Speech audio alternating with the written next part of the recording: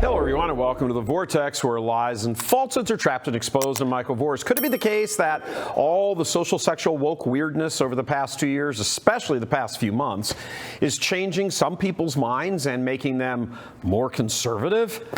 According to a recent survey by Gallup, that looks like a distinct possibility. But before diving into that headline, a word of caution. First, the term conservative has proven itself to be pretty darn elastic and somewhat difficult to nail down.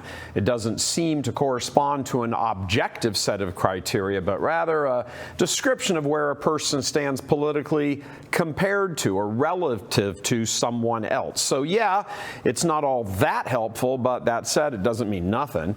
Second caution, polls and surveys nearly all need to be delved deeply into and understood correctly, because the takeaway headline is almost always a giant overstatement of what the poll actually finds. So, with those cautions, let's look, because there does seem to be some merit to this.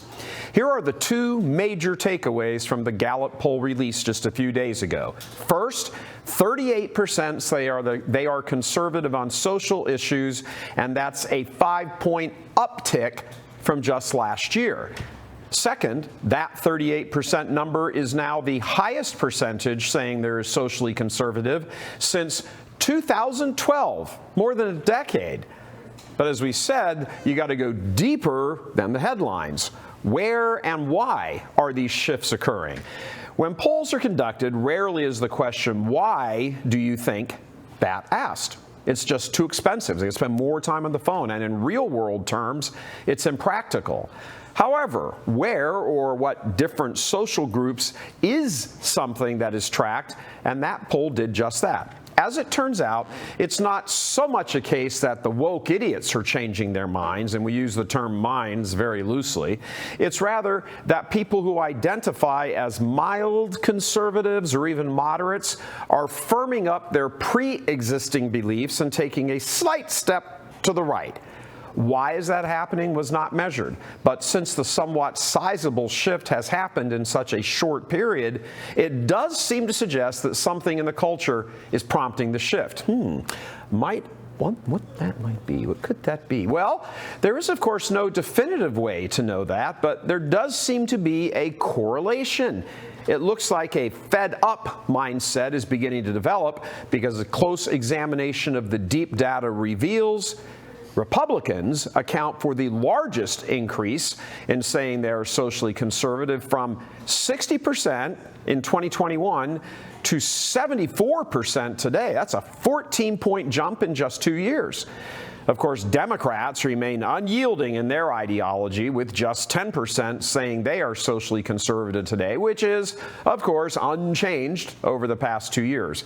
But it is once again that mushy middle of the independents where the tale is told.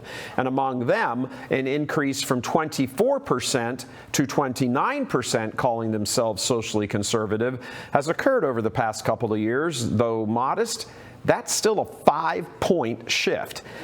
Since our focus here at Church Militant is the faith, we are concentrating on the social numbers that Gallup asked about, not a series of economic options they also wanted people's opinions on.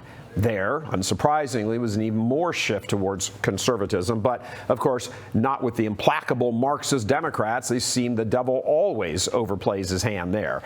Nothing moves them, nothing. But then again, they kill children by the millions, so what's a jacked up economy between friends, right?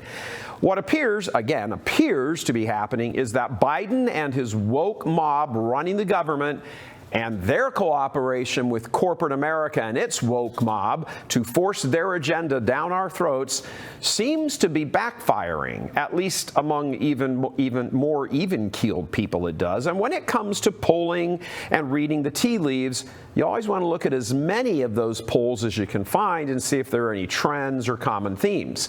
That Biden is unpopular is inescapable as a conclusion. Lowest approval ratings since before the American Revolution. Likewise, he continues to trail both DeSantis and Trump, even with Trump's indictments, in poll after poll.